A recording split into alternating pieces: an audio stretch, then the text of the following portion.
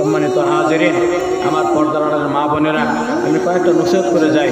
একটা হলো, আমরা কোরআনকে মহব্বত করার পাশাপাশি আমরা গুনাহমুক্ত জীবন জীবন কি মুক্ত জোরে বলেন, গুনাহমুক্ত জীবন গড়ব।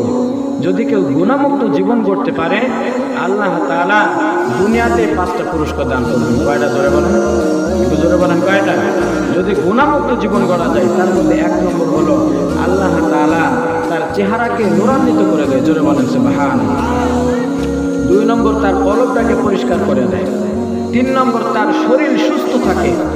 4 নম্বর হলো আল্লাহ তাআলা তার রিজিকের ভিতরে ওয়াসাআত অর্থাৎ প্রশস্ততা দান করে। জোরে বলেন সুবহানাল্লাহ। 5 নম্বর হলো, যেই ব্যক্তি গুনাহমুক্ত থাকে, আল্লাহ তাআলা পৃথিবীর সমস্ত মাখলুকের ভিতরে তার প্রতি মহব্বত তৈরি করে দেয়। জোরে বলেন সুবহানাল্লাহ।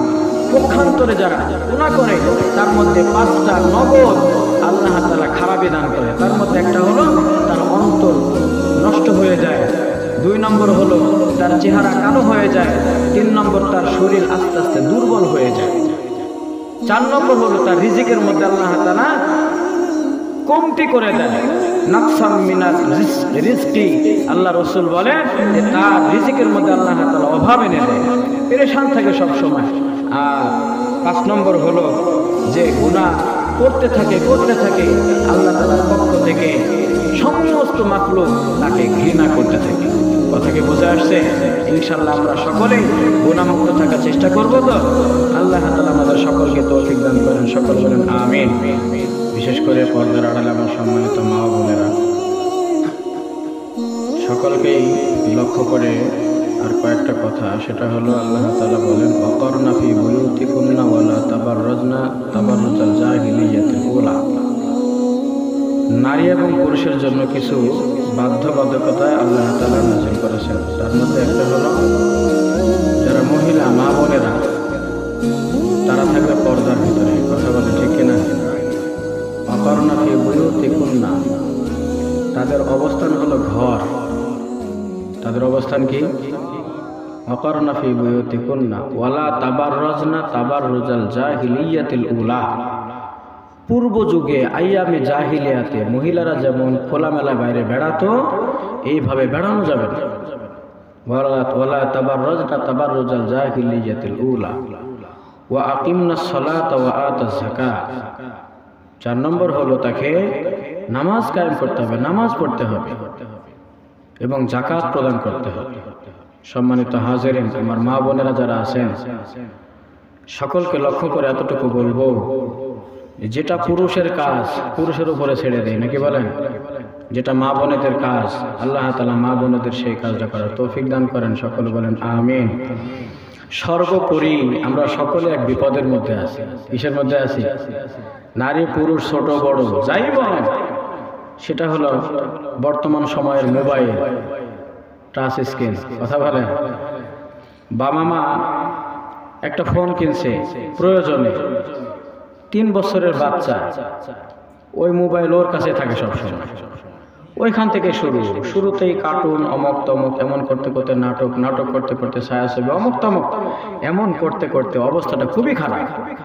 এজন্য আমি একেবারে ইঙ্গিত করে বলে গেলাম যে আমাদের পরবর্তী প্রজন্ম সন্তান যারা আসতেছে, তাদেরকে মানুষ করার জন্য ছোটবেলায় কিন্তু খুব লক্ষ্য রাখতে হবে। ঠিক কি ঠিক না?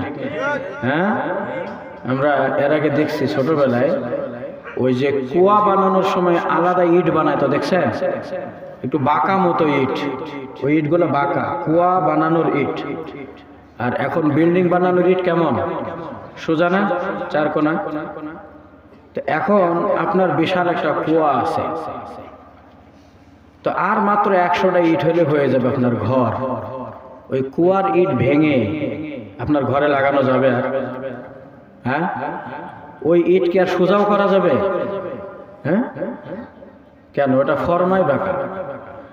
এখন আমাদের সন্তান যারা আছে, আমি সকলকে লক্ষ্য করে বলতেছি, আমার মা বোনেরাও যারা আছেন, পুরুষ প্যান্ডেলে যারা আছেন, সকলকে লক্ষ্য করে বলতেছি, আমাদের পরবর্তী জেনারেশন যারা আসতেছে, যতই কষ্ট হোক, তাদেরকে যদি এখন থেকে ইসলামের পথে, ইসলামের সুর তাদের মধ্যে দিতে না পারি, আর ওই ইহুদি খ্রিস্টানের কালচার যদি তাদের মধ্যে চলে আসে, পরবর্তী একটা সময় আসবে ওই সন্তান আমাকে আপনাকে ঘর থেকে বের করে দেবে। ওই সন্তানকে এখনকার মতো ইটের মতো আর সোজা করা যাবে না। কথা বলেন ঠিক কিনা? হ্যাঁ, এই জন্য সকলকে বিনীত অনুরোধ জানিয়ে যাচ্ছে, মুসাফির মানুষ দূর থেকে আসছে, আমাদের সন্তানগুলিকে এখন থেকেই তৈরি করতে হবে। আর এটার একটাই মাধ্যম, বর্তমান সময়ে আমি যতটুকু দেখতেছি সেটা আমরা আমাদের সন্তানগুলিকে ইসলামের শিক্ষায় শিক্ষিত করি। আল্লাহ তাআলা দুনিয়ার হায়াতেও এই সন্তান যদি এক ওয়াক্ত নামাজও পড়ে, আল্লাহ রাসূল বলেন ওই মা বাবার আমল নামায় নাবালিগ সন্তানের ইবাদতের সওয়াব মা বাবার আমল নামায় আল্লাহ তাআলা দান করে। জোরে বলেন সুবহানাল্লাহ। চিন্তা করেন, এখন যদি ওই সন্তান মোবাইল দেখে গুনাহ হবে কিনা? তো এই গুনার ভাগকে আপনি নেবেন না? নামাজের সওয়াব যদি মা বাবার আমল নামায় যায়, তো এই সন্তানের গুনাহ মা বাবার আমল নামায় যাবে না? এটাই স্বাভাবিক। আল্লাহ তাআলা সকলকে মাফ করেন, সকলকে বুঝার তৌফিক দান করেন এবং আমল করার তৌফিক দান করেন। বলেন আমিন।